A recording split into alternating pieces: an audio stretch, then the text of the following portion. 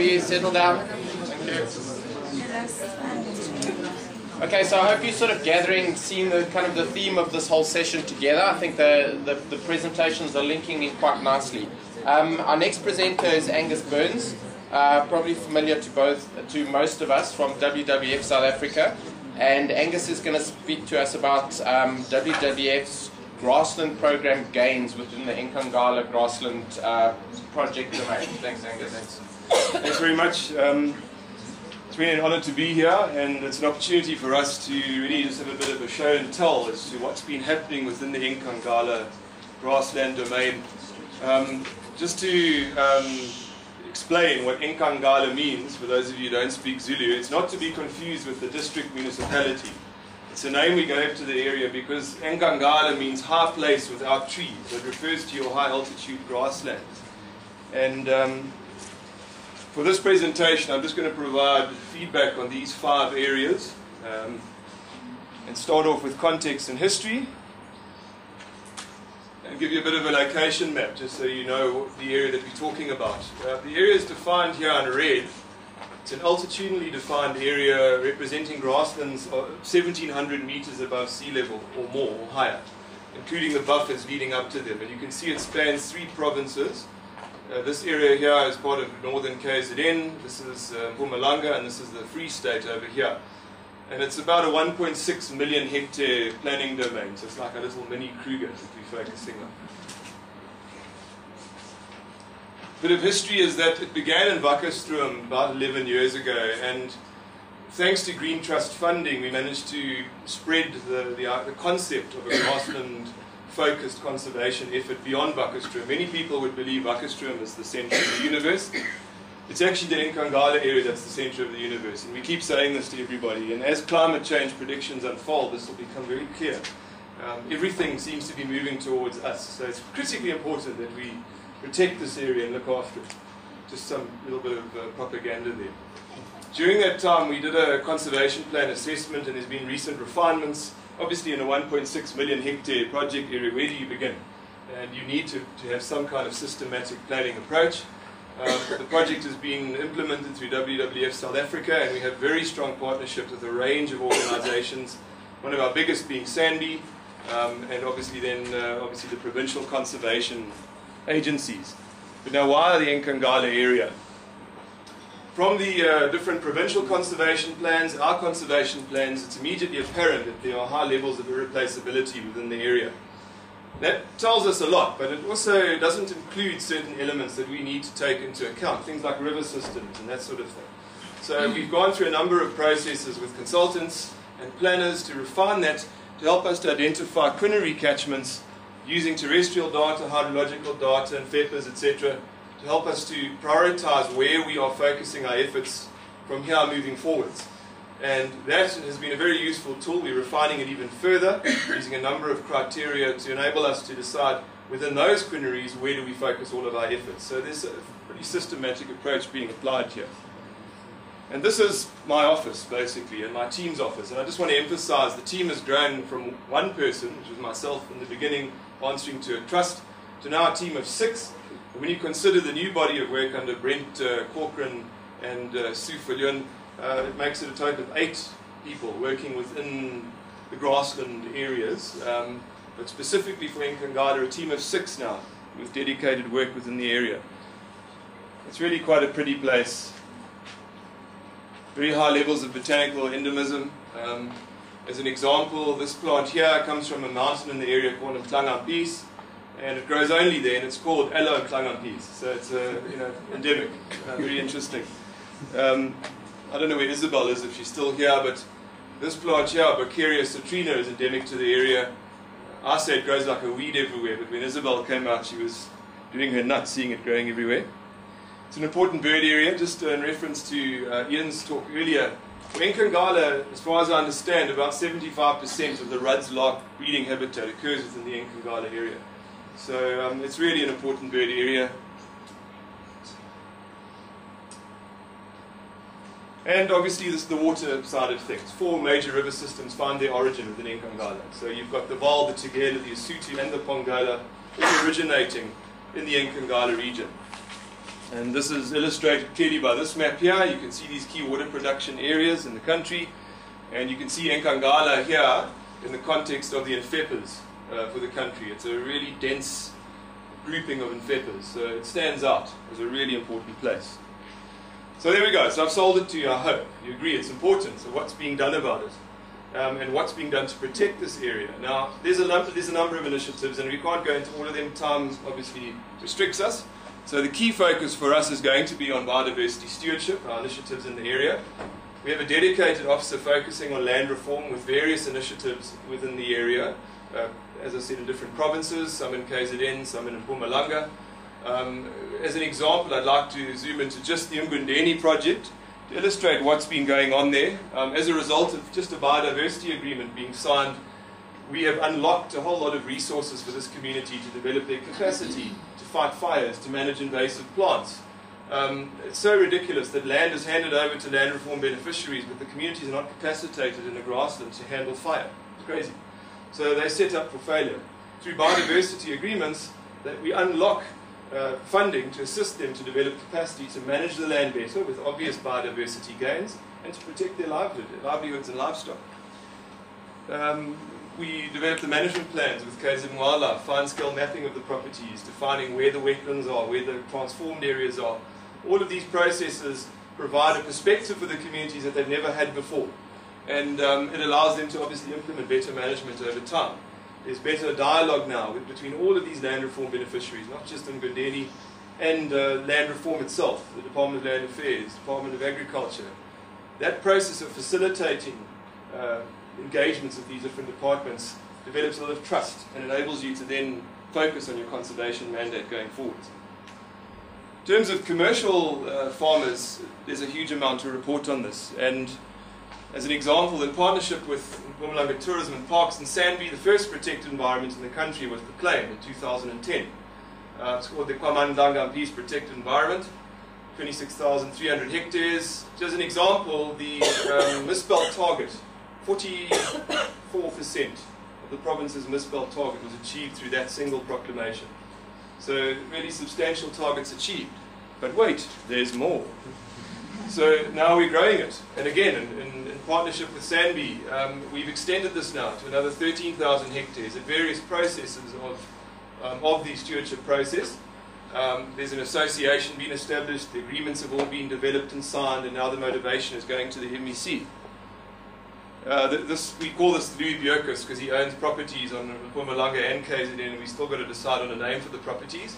But on the Mpumalanga side, an additional 2,400 hectares brought into the stewardship process. Again, if Isabel's jumped out the room, on that site, on Ararat, and I just always laugh about that, wasn't it where the ark was supposed to have landed? So obviously that plant escaped. That's where that new species was found and is still being classified. So some really awesome biodiversity gains. Then we add to that another 9,000 hectares adjacent to that on the KZN side. Recently been assessed, landowner 100% wants a nature reserve, and so on. And we had the Pongola Bush Nature Reserve with KZN Wildlife, 9,300 hectares. And you can see we're trying to build around an existing nucleus of stewardship sites. And all of that, if I press the button, equals around 60,000 hectares of biodiversity stewardship in one area at various stages of the process. But wait, there's more. Then we go into the Free State, where there is presently no existing stewardship program. And in partnership with BirdLife and Endangered Wildlife Trust, 38,500 hectares of land assessed, a whole bunch shortlisted. We left out the areas where the aliens had landed. And for phase one, we've got a target of 10,675 hectares of land that is set aside for stewardship. Now we're taking it through the process with that department, and hopefully we will very shortly see the first protected environment proclaimed there. Then we have in KZN, not far from that site in the Free State, we have nature reserves around the existing Ngandu Nature Reserve that are sitting with the MEC presently for signing, 1,400 hectares. Now when you look at that, you can see there's a clear strategy here. We're not looking at postage stamp reserves, we're looking at areas that are going to augment existing protected areas, consolidate, expand, and so on and so forth. And including all the land reform sites, we're looking at the region of 85,000 700 hectares of land at various stages of the biodiversity stewardship process. That's an NGO, WWF, partnering with a grouping of other NGOs, government departments, to achieve maximum gains in the landscape. Now, we also go into innovative incentives. What's my timeline? Sorry. You're right. I'm all right. Okay. We then get into the realm of innovative incentives. Now, the big headache for a lot of people, I've heard it raised a number of times, are invasive alien plants and an effective strategy to deal with them. And if I heard Dweline's presentation earlier, I hear the numbers have doubled or something. So clearly the strategy at present is not that effective. Something's not working. So WWF developed a program called the Water Balance Program, where you get the big corporates up in Johannesburg and Cape Town who are using up water on all their different sites around the country, whether it's campuses or whatever, and they want to somehow balance their water consumption by funding the clearing of invasives in other areas. And we looked at this and we thought, well, where's the most appropriate site for this to be implemented? And it makes sense to implement it in stewardship sites, because you have a high degree of security for your investment. They have to comply with management plans that have been developed as part of the stewardship process. Part of that will include invasives, so why not send it their direction as a real incentive? So we've gone through quite a process with these guys to develop contracts, to develop partnerships with Working for Water for herbicide assistance, herbicide delivery. We've developed biomass use documents, grass and rehabilitation reports, the whole lot, the whole bang shoot. Done some pretty fine-scale mapping processes on the properties within existing protected stewardship proclaimed sites like the KPE, the Kwamandlanga Peace Protected Environment. End result, 1 year later into the contract, we are 98% complete with year one of the targets. That will be pretty much done. We had a bit of rain and it prevented some clearing in the last month, but we'll be on target in the next month. And then we go into year two. And this is a 5-year process. 3 years of initial and 2 years post follow-up, and then it's handed over to the landowner. That's before, that's after, and for some that looks like a desert or a disaster, but to us that's a wonderful, wonderful scene, because those things are getting wiped out. And it gets used. The stuff gets turned into charcoal. It gets taken away for use in timber. It creates employment. It's a strategically thought out invasive alien plant clearing approach that is a real incentive to landowners in the stewardship context. There's other initiatives, carbon and greenhouse gas studies that Brent Corcoran essentially ran with, and the hydrological study. Mining engagement, we'll talk about that in a moment. Biodiversity good management practice through Sanbi's program being rolled out across the landscape. But again, always steering in the direction of stewardship now. Through lessons learned, that is the most secure context to implement biodiversity good management practice. And the challenges. Ah, yes. Okay, we have a minor problem. And the clock is ticking, and it's a very, very serious issue for us. We didn't actually see this coming. If we go back 6 years ago, we did not anticipate what was going to happen on a countrywide basis with mining and this antagonism between mining and conservation. If we take Enkangala and we look at prospecting and mining applications that we've mapped, and I've just had a look at Dominic's map recently of northern KZN, it's exponentially worse than this. These are all the prospecting and mining applications that are going on over the last 5 years. And when you consider that's Enkangala, and you consider the sun gazers, maybe sort of somewhere over there, you can see it's starting to touch onto their habitat, Rudslark over here somewhere. We've got some serious issues here with habitat destruction, species loss, and the inability for us to achieve conservation targets in this area if these sites turn into mines. If we take Mpumalanga, you've probably all seen this, 54% of the province under prospecting or mining applications, often at the headwaters of important areas. Very, very worrying stuff. And when you consider grasslands, and you consider all these different services, and I include mining there, because we're benefiting from a coal-powered dogs project, as I give this talk. We have to look at some kind of a balancing act here. This is a bit, it's a stupid slide, but what it does illustrate is that we have all of these services coming from this area, and it is about finding that balance. And it's one of the challenges that we have is engaging the mining sector and saying, you know what, maybe you should just leave those areas alone. Those top 12% water production areas, perhaps you should leave those alone and rather mine somewhere else, because it's in the national interest to rather mine in an area that's not so sensitive and not so critical for water production. You can't drink coal. That's the bottom line. So there's a challenge there, and we are tackling it. We've appointed a full-time mining engagement officer. He's engaging the department at national level on a proactive and reactive basis. And we've had a few wins in the mining side of things. If we just flip back quickly to this slide, not that slide, this slide. We had a serious challenge in the Mpumalanga area around there with a mining company that sought to obtain, well, did obtain prospecting rights illegally within the actual KwaManlanga Beach Protected Environment just prior to its proclamation. And we fought them tooth and nail, and at a cost of a few million rand down the line, in partnership with organizations like BirdLife and the landowners. The company withdrew, settled our costs, and recently the departments indicated they're withdrawing and settling our costs. So, having given them that kick out of the ballpark and proclaimed the area, we're very proud of that. But then you're faced with the rest of it. You can't keep doing that. There has to be a strategic way to deal with this.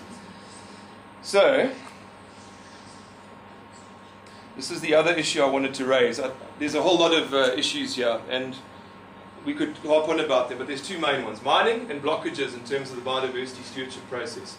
So we'll deal with the mining thing, as I've mentioned already, but the blockages around biodiversity stewardship are presenting challenges for us in terms of project delivery.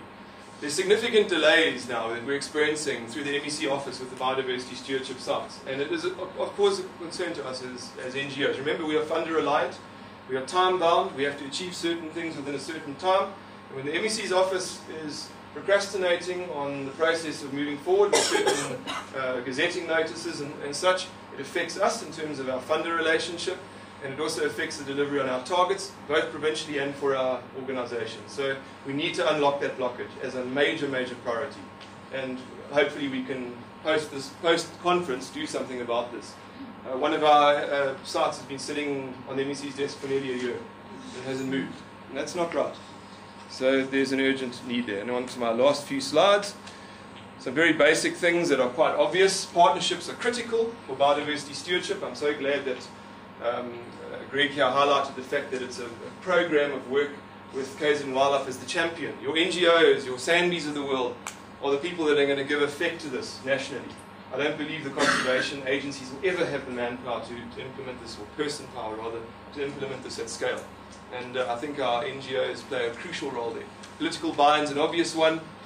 In terms of Enkangala, we've noted a 7 to 10 year project cycle is a cycle you need to actually see visible gains on the ground.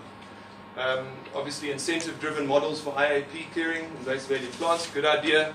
Integrated approach to the mining issue, yeah, proactive, reactive, looking at maybe mining financial provisions, that type of thing, certainly the way we've got to go. And with enough willpower and determination, a lot can be achieved. So the future is about rolling out biodiversity stewardship further throughout the Enkangala landscape, development of additional innovative incentives, escalation of the invasive alien plant clearing model, order balance in different permutations, and catchment-wide initiatives in the context of resilient multifunctional landscapes. I don't want to steal the thunder of Brent and others, but you'll probably hear more about that over the next couple of days. Just to give you a picture here, the red areas are sort of 2008 to 2014, where we're presently working, yellow where we're going over the next 4 odd years, and green into the future. Gives you a bit of a timeline. And this is the big one that was mentioned, the Upper Pongola Initiative, basically a partnership with Sandby and obviously KZN Wildlife and Mondi Wetlands, where in addition to these stewardship sites here in green and peony pink, we have these quaternaries where we're focusing on a catchment-wide initiative to secure the headwaters of a river system and to link it to the downstream users and look at a whole range of different mechanisms to secure those sites other than biodiversity stewardship, but also including it. A nicely packaged project working with Maputaland, Ponderland, Parla Water User Association, possibly Black Rhino Range expansion, secure the headwaters, kick the miners out of those sensitive areas, tell them to go somewhere else, and look at an integrated catchment-wide initiative. All right, so that in a very short time is what's been going on over the last 8 years.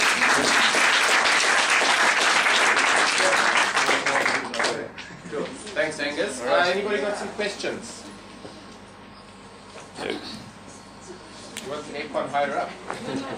No questions. Okay, mass exodus, quickly, 15 seconds. Okay, we're getting slowly back on track. Sorry, I just got an announcement quickly. So